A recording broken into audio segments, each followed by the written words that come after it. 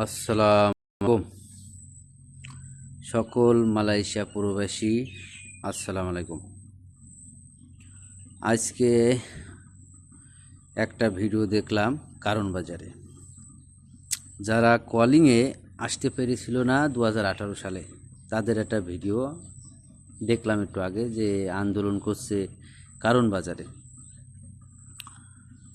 তাদেরও মনের আশা আছে, আসবে মালয়েশিয়ায় কাজ করবে, পরিবারের সুখ রাখবে বা সুখী থাকবে। তারা সবাই তো এই আশায় আসে মালয়েশিয়া প্রবাসী। তবে এখন মালয়েশিয়ায় প্রবাসী যারা আছে তারা সবাই জানে যে মালয়েশিয়ার পরিস্থিতি কেমন।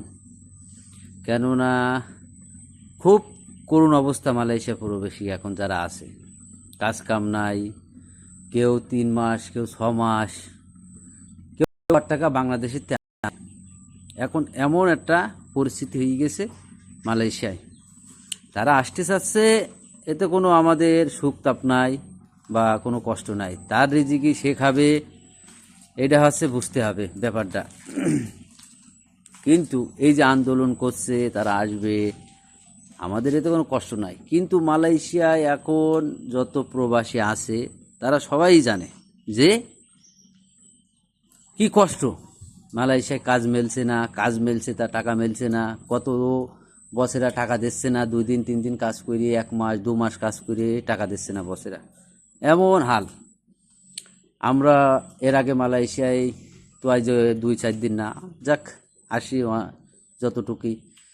যতদিন ভাত থাকে সেভাবে আসি।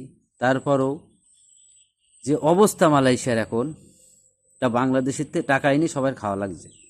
কেউ বছর কি বছর কাজ পাচ্ছে না, বাড়িতে টাকা এনে খাতি আসছে।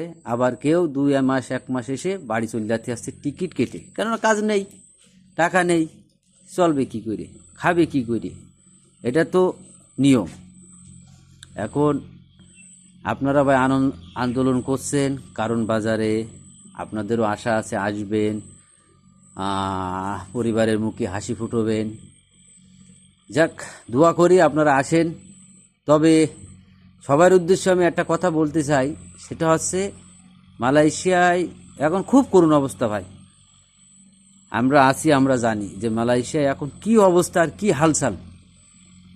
কেননা কাজ থাকলে টাকা নাই, টাকা থাকলে সেখানে কাজ নাই, এমন অবস্থা।